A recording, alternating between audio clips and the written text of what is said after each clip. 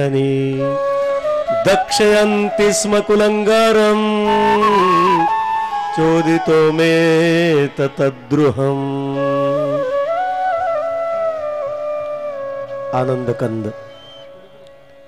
सच्चिदानंद समर्थ सद्गुरु भगवान श्री बालाजीच्या सानिध्यामध्ये गत 4 दिवसापासून या ठिकाणी आपण पारमार्थिक मंथनासाठी एकत्रित जमा झालेलो आहोत।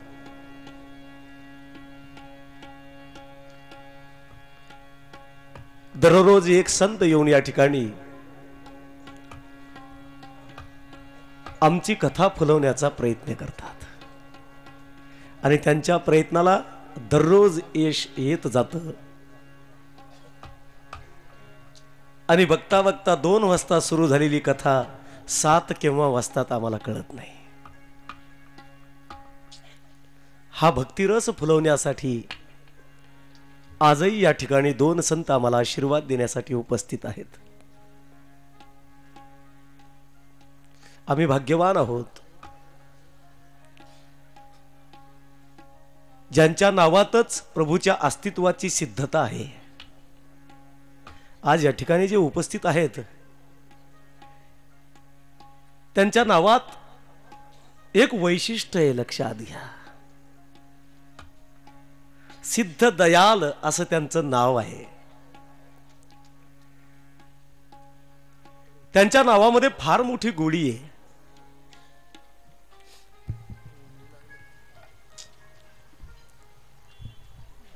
प्रभूच्या अस्तित्वाची सिद्धता सिद्ध रूपानं त्यांच्या नावात सिद्धांतानं युक्त भरलेली आहे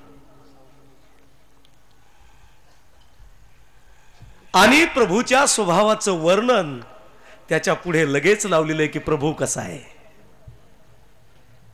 अस्तित्वाची सिद्धता नुसती सिद्धताच नाही तर प्रभू दयाळू सुद्धा आहे, म्हणून सिद्ध दयाल महाराज या ठिकाणी आपल्याला दया करण्यासाठी आपल्यावर कृपा करण्यासाठी या ठिकाणी उपस्थित आहेत। धन्यवाद। त्यांच्या चरणी या ठिकाणी मी बसल्या जागेवर वंदन करतो आणि त्यांचे कृपा आशीर्वाद या कथेला असावेत अशी मी त्यांना मनोमय प्रार्थना करतो। त्यांचं कार्य पांचाळ सरांनी सुंदर तुम्हाला सांगितलेलं आहेच, परंतु समाजाचं काही देणं लागतं, आम्हाला समाजाचं काही ऋण लागतं, म्हणून प्रत्येकाला वेगवेगळ्या रूपात यावं लागतं। हे सामाजिक ऋण असतं आमच्यावर जे आम्हाला फेडावं लागतं प्रत्येकाला। ही आमच्यावर जबाबदारी, हे आमच्यावर कार्य आहे आणि असं सामाजिक आणि धार्मिक कार्य करत करत धार्मिक कार्य हे सुद्धा सामाजिकच कार्य आहे। जरा शब्दाची गफलत करून घेऊ नका आणि नेमकं आपल्याला काही कळालं नाही म्हणून तर आमची फसगत होते, बाकी काही नाही। इथं जन्माला येणारा प्रत्येक माणूस हा सेवाधारी आहे, प्रत्येक जण सेवक आहे, आपापल्या पद्धतीनं या ठिकाणी सेवा करतात सगळे।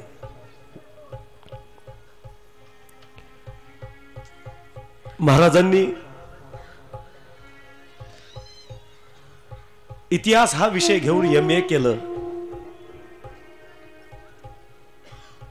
आणि खरंच मला खूप आनंद झाला, कारण महाराजांनी जे शिक्षण घेतलं तेच माझं शिक्षण आहे। आम्ही दोघं एका जागेवर आलोत म्हटल्यानंतर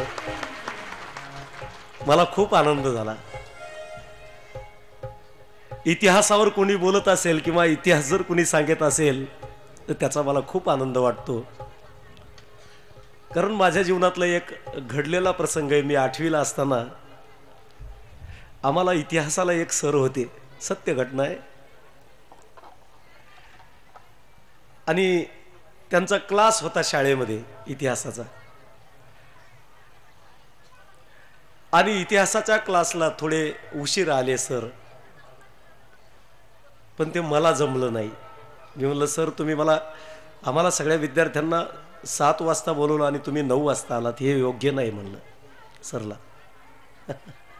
आम्ही केव्हापासून बसलोय इतिहासाच्या, कारण आवड होती ना क्लासची इतिहासाची।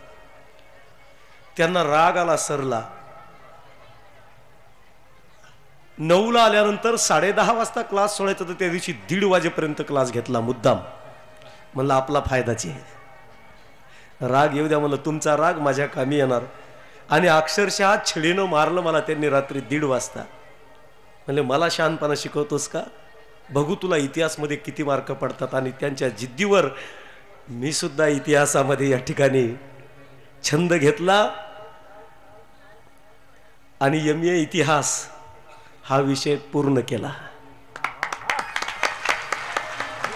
कारण अशी काही ना काहीतरी माणसाला जिद्द असावी लागते, ओढ असावी लागते. आणि ते सर आज मला ज्यावेळेस नेहमी भेटतात ना, कथेला येतात, कुठे रिटायर्ड झाले, भेटतात ना, त्यावेळेस खरंच म्हणाले, मला विश्वास नव्हता की माझ्याशी एवढा उर्मट बोलणारा मुलगा एवढा पुढे जाईल. मी नम्रपणे त्यांना म्हणतो, सर तुम्ही जर त्यावेळेस मला छिडी मारली नसती तर हे दिवस मलाही कदाचित बघायला मिळाले नसते. आमच्या भारताचा खरा इतिहास अजूनही लोकांना माहीत नाहीये. जगाचा इतिहास अजूनही लोकांना माहिती नाही. तथाकथित बुद्धिवादी लोक स्वतःच्या मनचा इतिहास तयार करून या ठिकाणी समाजाची दिशाभूल करतायत, लक्षात घ्या. म्हणून सर्व शिक्षणासोबत आम्हाला इतिहासाची खूप गरज आहे. आणि असं महाराजांनी सुंदर असं कार्य करत करत आपली डिग्री बाजूला ठेवून समाजाचं काहीतरी देणं लागतं. आणि हे सारं कशाने घडत असतं माहिती का, आईवडिलाच्या पुण्याईने घडत असतं. आणि त्यांच्या आईवडिलाच्या पुण्याने त्यांनी या ठिकाणी व्यसनमुक्तीसाठी, रक्तदानासाठी, योग समाजाला यावा, जेणेकरून समाजाचं उत्थान व्हावं, असं समाजानं काहीतरी करावं, रात्रंदिवस धडपड करत करत बेटमोगरा या ठिकाणी त्यांचं कार्य त्यांनी सुरू केलेलं आहे. आणि बेटमोगऱ्यापासनं ते कपिलधार, महाराजांच्या माहितीसाठी सांगतो मी, कदाचित माहीतही असेल त्यांना, पण माझं जे गाव आहे महाराज, मूळ गाव, मी जिथं वाढलो, मी शिक्षण घेतलं, ते गाव म्हणजे आष्टी धोतरझोडा, तालुका परतूर, जिल्हा जालना. आमच्या गावाचं वैशिष्ट्य असं आहे की ज्यावेळेस बाजीराव पेशवे होते त्यावेळेस बाजीराव पेशव्यांना दररोज 2 धोतर लागायचे नेसायला. आणि त्या धोतराचा पूर्ण पुरवठा आमच्या गावातून व्हायचा, आष्टीतून पुण्याला शनिवारवाड्यात.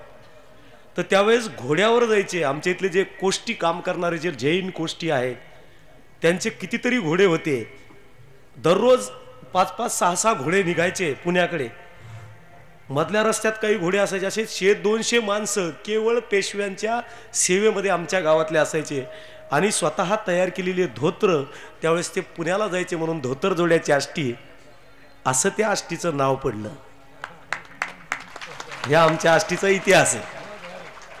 आणि पुण्याला जेवढं काही 65 दुकानं आहेत पुण्याला आष्टेकरांचे, पुण्याला सोन्या चांदीचे 3-3 मजली दुकानं आहेत पुण्याला, ते सगळे माझ्या गावचे आष्टेकर आहेत, आष्टीचे.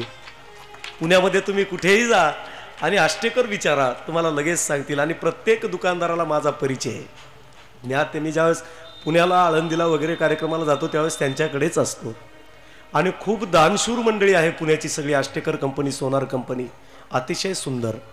आणि अशाच एका आष्टेकर परिवारातील कृष्णा राजाराम आष्टेकर यांनी आमच्या गावामध्ये सांगण्याचा उद्देश असा आहे की आता धोतर जोड्याची आष्टी हे नाव थोडं कमी होत चाललं. आणि वीरशैव लिंगायत समाजामध्ये जन्माला आलेले संत लक्ष्मण महाराज, ज्यांनी 4,500 अभंग लिहून गाथा तयार केला, त्यांची ती जन्मभूमी आहे आष्टी. कदाचित महाराजांना परिचय त्याचा आहे, जवळपास सगळ्यांनाच आहे. साखर खेरडा या ठिकाणी प्रसिद्ध महाराजांची कृपा त्यांच्यावर झाली बघा, लक्ष्मण महाराजावर. लक्ष्मण महाराजाचे अनेक अभंग मलाही पाठेत. लक्ष्मण, मी त्याच गावातला असल्यामुळं काही प्रश्नच नाही. लक्ष्मण महाराजांची समाधी आमच्या आष्टीला आहे, लिंगायत समाजाचे लक्ष्मण महाराज. शेटे घराण्यातले, ज्यांचं घराण्यातलं जे काही वंशज आहेत ते सगळे माझे मित्रमंडळ आहेत. असा महान संत आमच्या भूमीमध्ये जन्माला आला. आष्टीमध्ये लिंगायत धर्माचा प्रचार आणि प्रसार करण्यासाठी अनेक कार्य त्यांनी लक्ष्मण महाराजांनी केलं. ज्यावेळेस लक्ष्मण महाराजांची आई वारली त्यावेळेस गावातील लोक, आमच्या आष्टीतील लोक साखर खेरड्याला गेले आणि सांगितलं, लक्ष्मणा रे तुझी आई वारली, चल गावाकडे. प्रसिद्ध महाराजांचा वृक्ष आहे त्या ठिकाणी साखर खेरड्याला. सिद्धलिंग शिवाचार्य महाराज त्या ठिकाणी आहेत साखर खेरड्याला. तिथं जाऊन गावातले लोक विनंती करू लागले, महाराज चला. त्यावेळेस महाराजांच्या मुखातून एक अभंग निघाला बघा, लक्ष्मण महाराजांच्या. सुंदर अभंग आहे. शोक करावा कुणाचा, शोक करावा कुणाचा, शोक करावा कुणाचा, शोक करावा कुणाचा. शिवसंत लक्ष्मण महाराजांचे वाक्य जरा लक्ष देऊन ऐका. आणि ज्यावेळेस लक्ष्मण महाराजांनी बोलायला सुरुवात केली, नेत्रातून आसवांच्या धारा वाहत आहेत महाराजांच्या. आणि आमच्या आष्टीतील लोकांना महाराज सांगतायत की बाबा हो, अवघा बाजार मायेचा. काय वाक्य, संताच्या शब्दामध्ये ताकद आहे, लक्षात घ्या. शिवसंत लक्ष्मण महाराज म्हणतात, अरे कुणाकुणाचा शोक करू, आज आई जाईल, उद्या वडील जातील, नंतर माझी पत्नी जाईल, माझा मुलगा जाईल, कुणाकुणाचा शोक करू मी. अवघा बाजार, अवघा अवघा अवघा बाजार, अवघा बाजार मायेचा.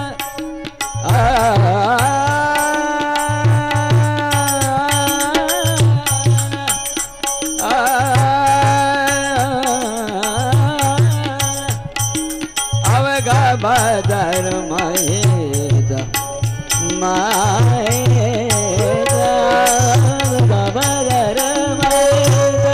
क्या बात, मायेचा मायेचा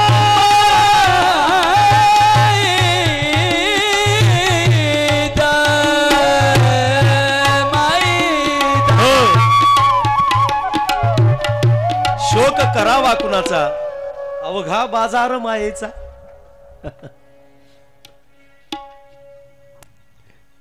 आणि आमच्याही गावातनं कपिलधारला बरेचसे लोक तीर्थयात्रेला जातात आणि महाराजांचं तेच महत्वाचं कार्य आहे.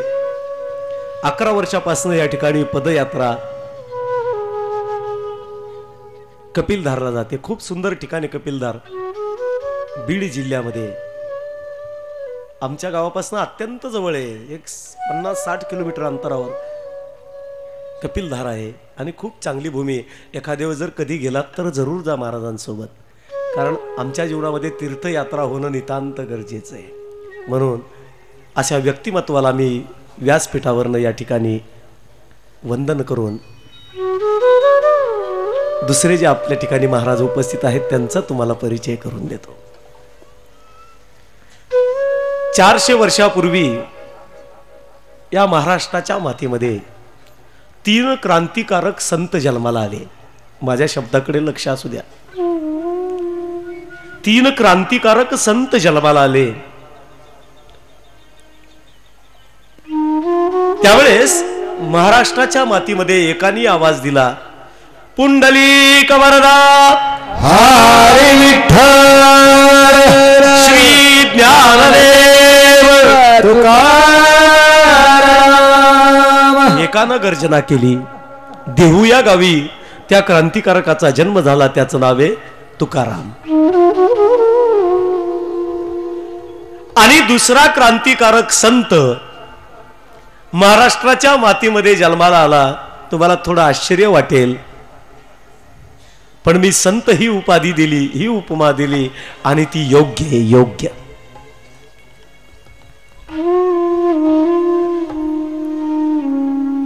दुसरा क्रांतिकारक संत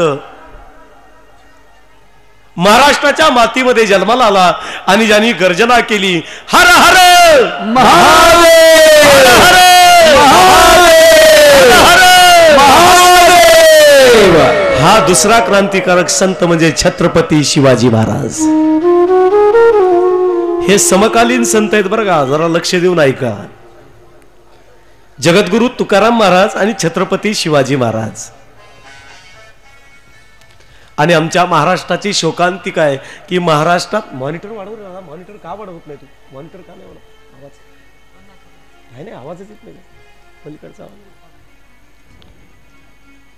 महाराष्ट्रामध्ये अनेकांना छत्रपती शिवाजी महाराजांचा पूर्ण इतिहास माहित नाही. अहो इतिहास सोडा, जन्म कुठे झाला हे माहित नाही. आमच्या लहानपणी शाळेमध्ये आम्हाला सरनं विचारलं होतं, जे शाळा तपासायला आले त्यांनी इतिहासावर प्रश्न विचारला होता मला. आमच्या सरनं कधी आम्हाला नीट इतिहास शिकवलाच नाही. काहीतरी थोडंफार शिकवलं आणि मग साहेबांनी विचारलं, सांग छत्रपती शिवाजी महाराजांचा जन्म कुठे झाला? काहीच कळलं. आम्ही एकमेकाकडे बघायला कोणत्या हॉस्पिटलमध्ये झाला असेल, इकडे तिकडे. आमचे सर आता सगळ्यात वर्गात हुशार मी कसा होतो तुम्हाला सांगून काय उपयोग आहे. आमचे सर म्हणाले, का रे बाबा तू सांगत का नाही? लक्षात येईन. खुणवलं त्यांनी डोळ्यांना लक्षात. मग त्यांनी एक आयडिया केली, खिशातला किल्ल्याचा झुपका काढला असा आणि त्या साहेबाच्या पाठीमागनं मला दाखवला आणि माझ्या लक्षात आलं. मी हात वरे केला, सर मी सांगू? म्हणले सांग. मी म्हणलं, सर छत्रपती शिवाजी महाराजांचा जन्म गुरुजीच्या किल्ल्यात झाला. शोकांतिका आहे. महाराष्ट्राच्या मातीत जन्माला आलेल्या लोकांना शिवाजी महाराज नेमके कोण होते हेच कळालं नाही. जगद्गुरु तुकाराम महाराज हे माणसातूनच घडले, लक्षात घ्या. आवाज बिघडू नका दादा, आवाज बिघडू नका म्हणलं. हे माणसातूनच घडले. जगद्गुरु तुकाराम महाराज माणसातूनच घडले, लक्षात घ्या. छत्रपती शिवाजी महाराजही माणूसच होते, चिंतन करा. काशी की कला जाती, काशी की कला जाती, मथुरा मस्जिद बन जाती. एक शिवाजी. अरे असा कम आवाज केला बेकार, डबल आवाज यायला. आवाज कम असा भलकाय लागला. एक शिवाजी न होता तो सुन्नत सबकी हो जाती. लक्षात घ्या, शिवाजी महाराज जर नसते तर आमचे हे नाव राहिले असते का? किती चांगले नाव आहेत आमचे. कुणाचं गोदावरी आहे, कुणाचं गंगा आहे, कुणाचं सरस्वती आहे, कुणाचं शांताबाई आहे. किती चांगले नाव आहेत आपले. कुणाचं सुधाकर आहे, कुणाचं दामोदर आहे, कुणाचं शेखर आहे, कुणाचं विष्णू आहे. माझं नाव सुनील आहे. किती चांगले नाव आहेत. शिवाजी महाराज नसते तर हे नाव राहिले असते का? कुणाचं शहानाज बेगम, कुणाचं शबनम बेगम, काही नाव झाले असते. कुणाचं सत्तार भाई, जाफर भाई. माझं तरी सुनील राहिलं असतं का? सलीम भाई. म्हणून आमच्यावर उपकार आहेत छत्रपती शिवाजी महाराजांचे. हर हर जय भवानी, जय श्री जगदंबे, जय भवानी, जय श्री जगदंबे. नमन तुझं अंबे करून प्रारंभे. दफावर थाप तुंतुण्यात, दफावर थाप तुंतुण्यात, दफावर थाप तुंतुण्यात, दफावर थाप तुंतुण्यात. शाही रहा महाराष्ट्राचा प्राण, शाही रहा महाराष्ट्राचा प्राण, शाही रहा महाराष्ट्राचा प्राण, शाही रहा महाराष्ट्राचा प्राण. शिव प्रभूचे गात गुणगान, शिव प्रभूचे गात गुणगान, शिव प्रभूचे गात गुणगान.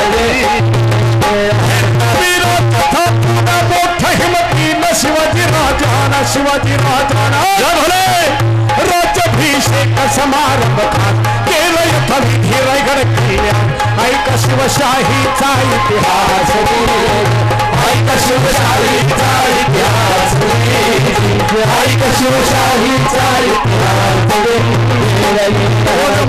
नाही कोणाला देश देश धर्माला देवाधिकार जुलूम जबरदस्ती अन्याय फार साधू संतांची विटंबना फार वैतागून गेली जनता आणि वार देवाला घ्यावा लागतो अवतार देवाला घ्यावा लागतो अवतार देवाला घ्यावा लागतो अवतार शिवाजीचे वर्णुकुण किती न्याय आणि नीती सदाचार प्रीती कलेल खजिन्याच्या लुटीत कमान तरुणी राखली रूपाची खान पडतीच्या पुढे नमवून मान मानिले तिला माते समान परस्त्रीचा या केला बहुमान असा शिवराय चारित्र्य असा शिवराय चारित्र्य असा शिवराय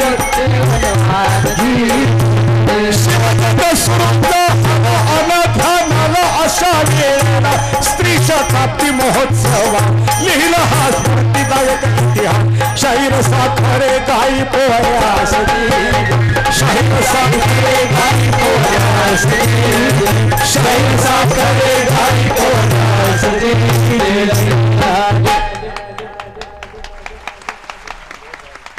वा साखरे गुरुजी वा अंधत्वावर मात करत सामाजिक संतुलन राखत समाजाचं प्रबोधन करण्यासाठी अशा विष्णू महाराज साखरे यांचा जन्म होत असतो. पुनश्च एकदा टाळ्यांच्या गजरात आपण त्यांचं जोरदार स्वागत करूया.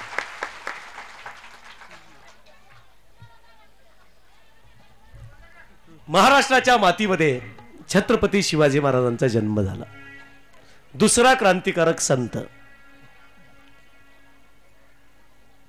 आणि तिसरा क्रांतिकारक संत. आपलं भाग्य तो तिसरा क्रांतिकारक संत आपल्या मराठवाड्याच्या भूमीत जन्माला आला आणि तोही माझ्या जिल्ह्यामध्ये जालना जिल्ह्यात घनसावंगी तालुक्यामध्ये जांब नावाचं गाव आहे. अशा या जांबेला समर्थ रामदास स्वामी जन्माला आले. जय जय रघुवीर समर्थ. तीन क्रांतिकारकानं संबंध विश्वाला या ठिकाणी क्रांती कशी असते ही दाखवून दिली बघा. त्या काळामध्ये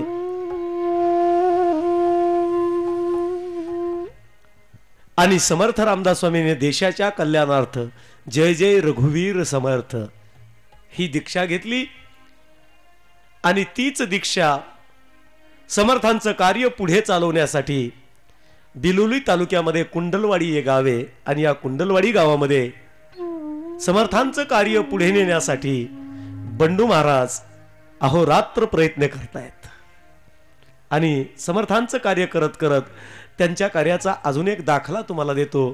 त्यांनी अनेक पदयात्रा पायी यात्रा कुंडलवाडी ते काशी अनवानी पायात चप्पल न घालता काशीपर्यंत जायचं आणि काशीहून परत कुंडलवाडीला यायचं अशी ही काशीची यात्रा त्यांनी यशस्वीरित्या पूर्ण पार पाडलेली आहे. असे हे महान विभूती दोनही या ठिकाणी आहेत. दोघांचंही टाळ्यांच्या गजरात आपण जोरदार स्वागत करूया. मी बंडू महाराजांचे आशीर्वाद घेऊन या ठिकाणी कथेला सुरुवात करतो. बघा अर्धा पाऊण तास तर मला आशीर्वाद घेण्यासाठी लागले. निश्चित आज मला वाटतं 8-8:30 पर्यंत कथा नक्की चालते. आज काय करणार पण घाबरू नका. शाळा किती वाजताही भरू सुटायची वेळ ठरलेली असते आणि या चाफेकर परिवारानं आपल्या पित्याच्या स्मृतिप्रित्यर्थ शंकरराव विठोबा चाफेकर यांच्या स्मृतिप्रित्यर्थ हे सुंदर असं आयोजन केलेलं आहे. जीवनामध्ये येऊन आपण काही ना काहीतरी असं कार्य केलं पाहिजे की ज्या कार्याचा आदर्श समाजाने घ्यावा. समाजाने आदर्श घेतला पाहिजे आणि भावी पिढीला काही ना काहीतरी प्रबोधन झालं पाहिजे. आणि भागवत कथा हे सुद्धा प्रबोधनाचं उत्तम साधन आहे. कारण भागवताने आम्हाला जे सांगितलं जातस्य ध्रुवर मृत्यू ध्रुवम जन्म मृतस्यच उपजले ते नासे नासले ते पुनरपि दिसे हे घटिका यंत्र जैसे परिभ्रमेगा. आम्हाला आमचा मृत्यू मंगल करायचा आहे. लक्षात घ्या, आमच्या जन्मापेक्षा मृत्यूचा क्षण अत्यंत महत्वाचा आहे.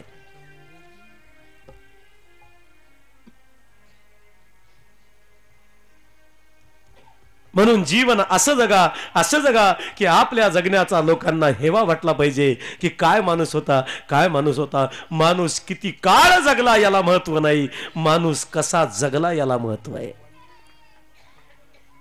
तसंच आमच्या शास्त्राने आम्हाला आशीर्वाद दिलेत. जीवेत शरदः शतम, जीवेत मोदः शतम. 100 वर्ष जग, आनंदानं जग. पण लक्षात घ्या, माणूस किती काळ जगला यापेक्षा माणूस कसा जगला याला फार महत्व आहे. आम्ही कसं जगत आहोत याला फार महत्व आहे. कारण आयुष्य फार कमी आहे बाबा. आणि माणसाचं आयुष्य क्षणाक्षणानं निघून जातं. उंजळीतलं पाणी जसं थेंबा थेंबानं संपत ना, तद्वत माणसाचं आयुष्य संपत. आणि मग एके दिवशी आरशासमोर उभं राहिल्यानंतर लक्षात येतं की आता हेअर डाय लावल्याशिवाय पर्याय नाही. क्षणाक्षणानं माणसाचं आयुष्य संपत.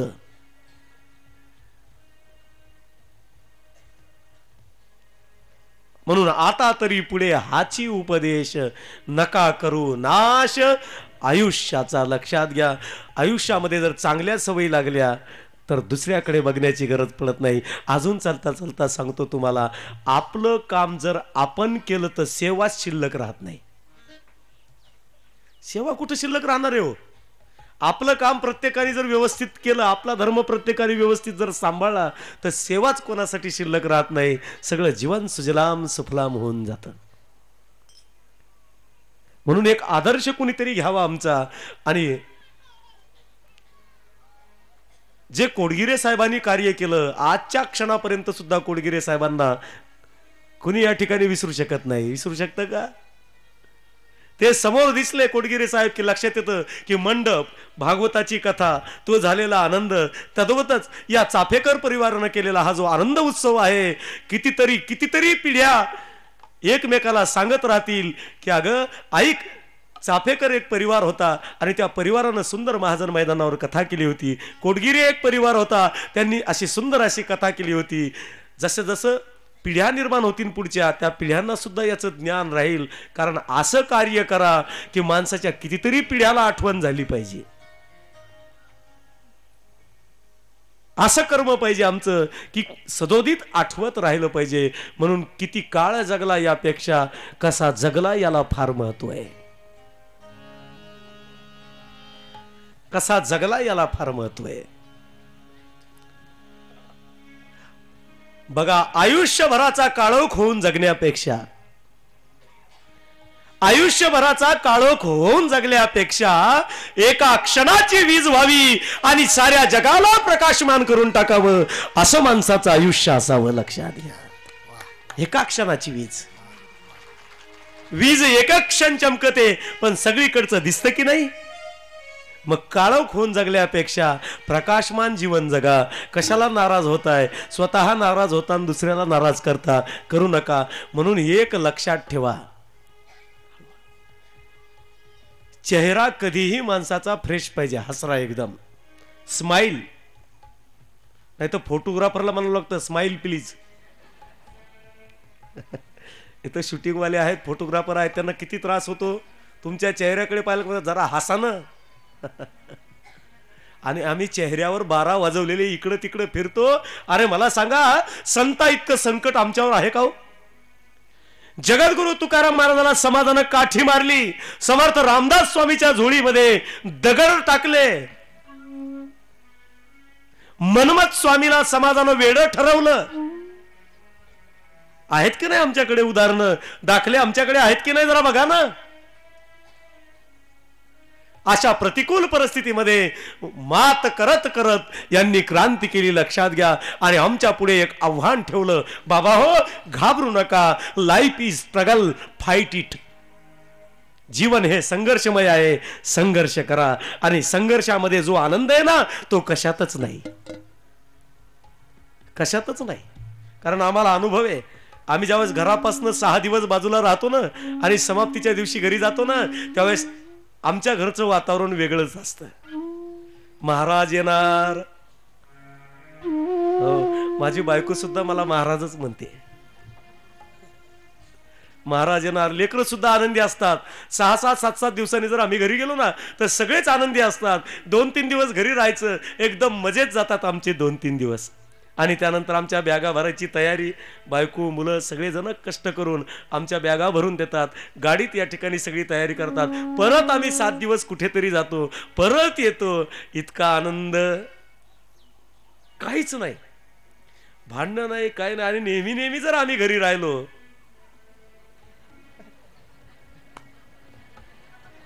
त्यापेक्षा आमचं शास्त्र सुद्धा सांगतं काही काळ घरापासून लांब राहा. देवदेव करा, तीर्थयात्रा करा, फिरा, व्यापार करा, काही दिवस बाहेर राहा, परत घरी या. म्हणजे संसारातलं प्रेम टिकत असतं, संसारात गोडी लागत असते. आम्हालाही ओढ असते, घरच्यांनाही ओढ असते, आईबाबांनाही ओढ असते, मुलाची भेट होईल. पत्नीलाही ओढ असते, पतीची भेट होईल. मुलांनाही ओढ असते, आपल्या बाबांची भेट होईल. असं सगळ्यांचं या ठिकाणी प्रेम आम्हाला प्रत्येक वेळेस मिळत असतं. आणि मी नेहमी सांगतो की तुम्हाला जर चांगला संसार पाहायचा असेल तर माझ्या घरी या. मी तुम्हाला मागच्याही वर्षी सांगितलं की एकदा तरी येऊन माझा संसार बघा. तुम्ही या, आम्ही आपलं इकडेच फिरतो कुठेही. आणि जर संसार जर सुखाचा करायचा असेल तर भागवतामध्ये एक श्लोक आहे, तेवढा पाठ करा.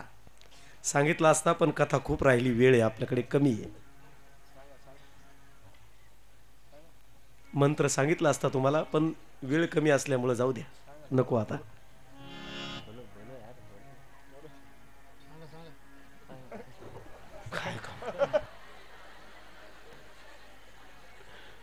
सुखी संसाराचा मंत्र ऐकण्यासाठी सगळ्यांची उत्सुकता आहे. जगाच्या पाठीवर माझ्यासारखा संसार तुम्हाला कधीच पाहायला मिळणार नाही, लक्षात घ्या. एकच मंत्र आहे, लक्षात ठेवा. माझा संसार सुखाचा कशामुळे? कारण मी घरीच जात नाही. कशाला भांडणं होते? पण तसं करू नका, घरी जा. बोलण्याची कला असते माणसाची, लक्षात घ्या. संसारात राहता नाही, भांडणं जर करायचे नसतील ना तर एकानं कुणीतरी या ठिकाणी नम्रता स्वीकारली पाहिजे. पती पत्नी दोघं जर चिडले तर एकानं कुठेतरी शांतता निर्माण करायची. बघा तुम्ही, जर बायको जर चिडलेली असेल तर नवऱ्यानं ओम नमः शिवायचा जप करायचा. तिला बोलू द्या, 10-20 मिनटं, 25 मिनटं, अर्धा घंटा बोलती आणि मग नंतर म्हणते, अय्या मी किती वेळ बोलले पण माझ्या महादेवानं उत्तर दिलं नाही मला. काय बाई त्यांचा स्वभाव. पटकन गरम चहा करते की आनंद देते, जमलं काम आहे की नाही? अहो एक गोष्ट बायकोची ऐका, 100 आपल्यासाठी ती रक्त वकुस्तर काम करते बघा, पण आपल्याला ऐकायची सवयच नाही. एक गोष्ट ऐका बस, 100 गोष्टी आपल्या मनासारख्या करता येतात पण आपल्याला करता येत नाही. आपल्याला आपलं गाजवायचं असतं त्या ठिकाणी. म्हणून लक्षात घ्या, आदर्श निर्माण करा, खूप संसारही चांगला करा. ज्याचा संसार चांगला त्याचाच परमार्थ चांगला. ज्याचा संसार चांगला त्याचाच परमार्थ चांगला. आणि ज्याला संसारही धड करता येत नाही त्यांनी परमार्थाच्या नादी लागू नये. लेकरं बाळ उपाशी ठेवून जर तुम्ही यात्रेला जात असाल तर तुमची यात्रा चूक. आधी घराची जबाबदारी पाळा, बायका पोरांचं एकदम व्यवस्थित करा, आपला व्यापार व्यवस्थित सांभाळा. म्हणून मी नेहमी सांगतो, काम धंदा सोडून देवाच्या मागे लागू नका. काम धंदा करत करत देवधर्म करा, तो सुद्धा यशस्वी होतो, लक्षात घ्या. कोण म्हणलं तुम्हाला घर सोडायचंय? घरदार सोडून फिरूच नका. अरे लेकरं बाळा जर उपाशी तुमच्यामुळे राहत असतील तर तुम्हाला परमार्थ कधीही घडणार नाही, उलट तळतळाट लागल. न पेक्षा तुम्ही अगोदर संसार चांगला करा आणि मग परमार्थाची कास धरा.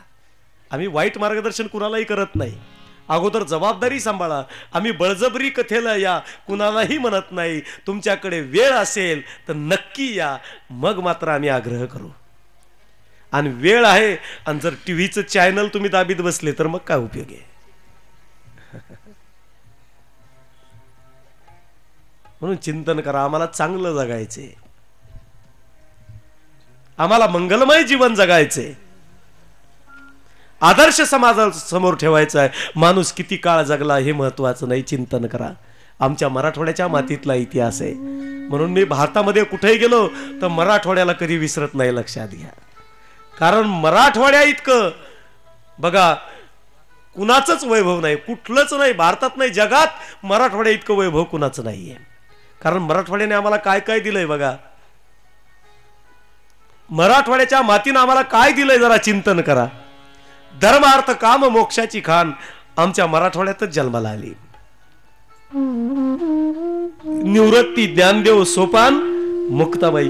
आज 122 देशामध्ये ज्ञानेश्वरीवर रिसर्च केल्या जात आहे. चिंतन करा. जगद्गुरु तुकाराम महाराजांच्या गाथ्यावर रिसर्च केल्या जाते.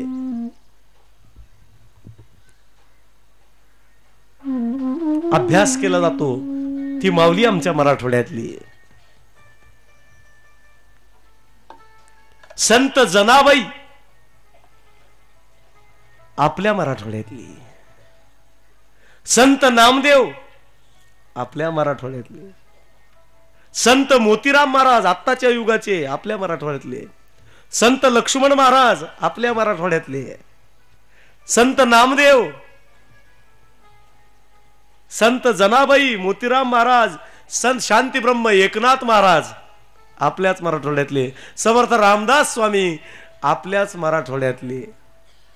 ज्यावेळेस मी मराठवाड्याचं वर्णन विदर्भात जाऊन सांगितलं त्यावेळेस विदर्भाचे लोक म्हणले गप्पा मारू नकोस. मला म्हणलं काय झालं? कीर्तनात खूप सांगायलाच म्हणले, पण सांग मराठवाड्यात पाऊस पडला का? आता एक क्षण तर मला शॉकच बसला ना. खरंच एवढी मोठी संताची भूमी आणि आपल्या भूमीमध्ये पाऊस नाही. चांगले 25-30 जण आले मला विचारायला. खरे म्हणले मराठवाड्याचं भूषण सांगतो, जनाबाई सांगतो, एकनाथ सांगतो, नामदेव सांगतो, सगळं सांगतो, पाऊस का नाही? मी म्हणलं हेच तर तुम्हाला कोणाला कळालं नाही. आमच्या मराठवाड्यातल्या सगळ्या भक्तांनी मिळून मीटिंग घेतली आणि सांगितलं विदर्भ अर्धा कोरडा होता मागच्या वर्षी, यावर्षी आम्ही सहन करू, यावर्षी विदर्भाला पाऊस दे, आम्ही 1 वर्ष धकू, त्याच्यानंतर आम्हाला आबादीच्या आबादीच होईल. कारण आमच्यावर ज्ञानेश्वराचे संस्कार आहेत. दुसऱ्याचं चांगलं होऊ दे, माझं कसंही होईल, बघील मी कसं काय करायचं, पण बाकीच्याचं चांगलं होऊ दे. कारण मागतानाच त्यांनी तसं मागितलंय. आता विश्वात्मके येणे वाग्यज्ञ तो शोणी मज द्यावे पसाय दान हे. जे खळांची, लक्षात घ्या शब्दाकडे लक्ष द्या, जे खळांची व्यंकटी सांडो तया सत्कर्मी रती वाढो भूता परस्परे जडो मैत्र जीवांचे दुरितांचे तिमिर जाओ विश्व स्वधर्म सूर्य पाहो जो जे वांछील तो ते लाहो प्राणीजात वर्षत सकळ मंगळी ईश्वर निष्ठांची मांदी आळी अनवर्त भूमंडळी. चला कल्पतरूचे चेतना चिंता मनीचे बोलती जे अर्णव चंद्रमेजे मार्तंडजे ते सर्वाही सदा सज्जन किंबहुना. आता इथे चिंतन आहे की नाही, किंबहुना सर्व सुखी पूर्ण होवो नीती लोकी भजिजो आधिपुरुकी अखंडित आणि ग्रंथोपजीविये विशेष लोकाये दृष्टा दृष्ट विजये होवा येथ मने श्री विश्वेश्वराव हा होईल दान पसाव येणे वरे ज्ञानदेव सुखिया झाला. काय आयुष्य हो, माऊलीचं आयुष्य किती आहे चिंतन करा. वयाच्या 16व्या वर्षी ज्ञानेश्वरी सारखा अद्वितीय ग्रंथ आहे. ज्ञानेश्वरी सारखा अद्वितीय ग्रंथ.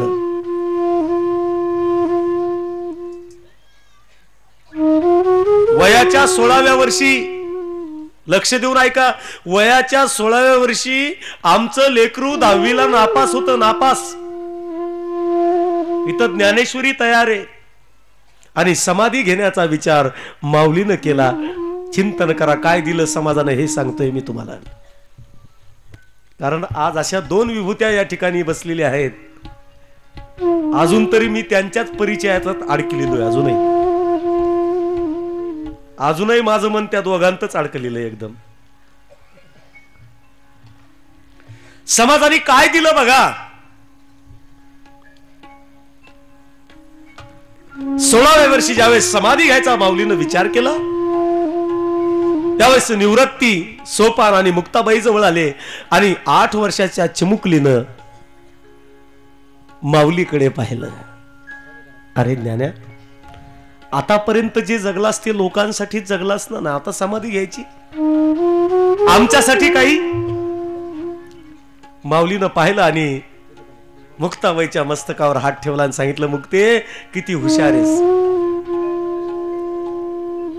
मग निवृत्ती नाथासाठी 2 वर्ष, सोपान काकासाठी 2 वर्ष आणि मुक्ताबाईसाठी 2 वर्ष, असं 6 वर्ष माऊली नंतर जगली आणि 22व्या वर्षी समाधी घेतली. लक्षात घ्या, समाजाकडनं काय मिळालं? एवढं मोठं कार्य आहे आणि 8 वर्षाची चिमुकली मुक्ताबाई आहे. एके दिवशी ज्ञानेश्वरानं भिक्षा मागण्यासाठी गावात झोळी घेतली, काखेमध्ये निघाले. एक जणाच्या अंगावर माऊलीची सावली पडली. त्यांनी बोलायला सुरुवात केली, संन्याशाचे पोरं आहेत, अंगावर सावली पडली, आंघोळ करा. आंघोळ करायला गेले. माऊलीला वाईट वाटलं, माझी सावली स्पर्श सुद्धा नाहीये आणि सावलीला बघून हा आंघोळ करतोय. फार वाईट वाटलं आणि धावत धावत रडतच ज्ञानोबाराय झोपडीमध्ये आले, झोपडीचं दार लावून टाकलं. ज्ञानेश्वरानं छोटीशी मुक्ताबाई गेली आणि मुक्ताबाईच्या काहीतरी लक्षात आलं, काहीतरी झालंय, भांडणं झालेत म्हणून दार वाजवायला सुरुवात केली. त्यावेळेस माऊली म्हणतात, ना आता मी दार उघडणार नाही, मी बाहेरच येणार नाही. काय आपण एवढे वाईट आहोत? एवढे वाईट आहोत आपण? मी येणारच नाही. त्यावेळेस ज्ञानेश्वराचं ज्ञान मुक्ताबाईनं ज्ञानेश्वराला सांगितलं. बरं का, ऐकाय सारखं आहे. मुक्ताबाई काय म्हणते बघा, मिथ्या कल्पना मागे सारा, मिथ्या कल्पना मागे सारा, मिथ्या कल्पना मागे सारा, मिथ्या कल्पना मागे सारा, मिथ्या कल्पना मागे सारा, मिथ्या कल्पना मागे सारा, मिथ्या कल्पना मागे सारा, मिथ्या कल्पना मागे सारा. काठी उघडा ज्ञानेश्वरा,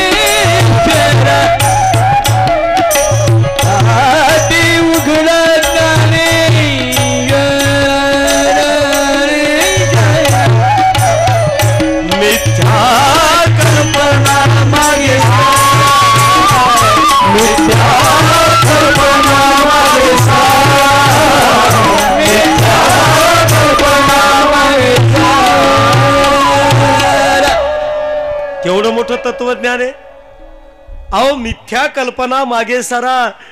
अरे एवढं मोठं ज्ञान तुमच्या जवळ आहे. ताटी उघडा ज्ञानेश्वरा. आणि खरंच आदर्श कुटुंब आपल्या मराठवाड्यामध्ये जन्माला आलं. आदर्श कुटुंब आहे. मराठवाड्यात जन्माला आलं. काय अवस्था होती बघा.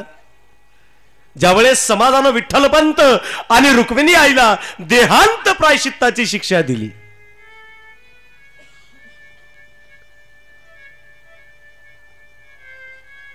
विठ्ठलपंत आणि रुक्मिणी आई जवळ आल्या आणि रुक्मिणीनं रडायला सुरुवात केली. अहो, समाजानं आपल्याला देहांत प्रायश्चित्ताची शिक्षा दिली. काही या चिमुकल्या लेकरांना सोडून जाऊ मी? चिमुकल्या लेकरात. त्यावेळेस विठ्ठलपंतानं सांगितलं, रुक्मिणी, समाजानं दिलेली आपल्याला ही शिक्षा आहे. आम्हाला कुठल्याही गोष्टीचा विचार करता येणार नाही. कुठल्याही गोष्टीचा विचार करता येणार नाही. आणि रात्री दोघ जण एकत्र आले. विठ्ठलपंत आणि रुक्मिणी. सकाळी देहांत प्रायश्चित्त घ्यायचंय. बघा काय अवस्था आहे. सगळं अंग थरथर थरथर कापतंय आईचं. शेवटी आईची माय आहे. निवृत्तीनाथ, ज्ञानदेव, सोपान, मुक्ताबाई असे रात्री झोपलेले आहेत. काय अवस्था होती बघा. आईनं चिमुकल्यांकडे पाहिलं आणि रडायला सुरुवात केली. विठ्ठलपंत म्हणतात, अगं रडू नको. जी शिक्षा आपल्याला मिळाली ती भोगणं भागच आहे आपल्याला. पण नाथ, मला निवृत्तीनाथांचं काही वाटत नाही. मला माऊलीचंही काही वाटत नाही. सोपान काकाचंही नाही. म्हणून माझी चिमुकली मुक्ती, तिला सोडून जाणं मला खूप कठीण वाटतंय हो. खूप कठीण. सांगितलं, अगं रडू नकोस. जाऊ तर लागेलच. आणि थरथरते हातानं निवृत्तीनाथांच्या मस्तकावर हात ठेवला आईनं. आणि हात ठेवून आईनं बोलायला सुरुवात केली की, निवृत्ती, सकाळी माझी मुक्ती उठेल, माझी चिमुकली उठेल आणि मला आवाज देईल, आई आई आई म्हणून मला आवाज देईल. त्यावेळेस नाथा, तुला माझी शपथ आहे, माझ्या मुक्ताबाईला माझी आठवण येऊ देऊ नको. माझ्या मुक्ताबाईला माझी आठवण येऊ देऊ नको. माझ्या मुक्ताबाईला माझी आठवण येऊ देऊ नको. माऊली जवळ आली आई. सोपान काका जवळ आली आणि मुक्ताबाई जवळ आल्यानंतर पावलं नाही. विठ्ठलपंतांनी डोळे बंद करून टाकले.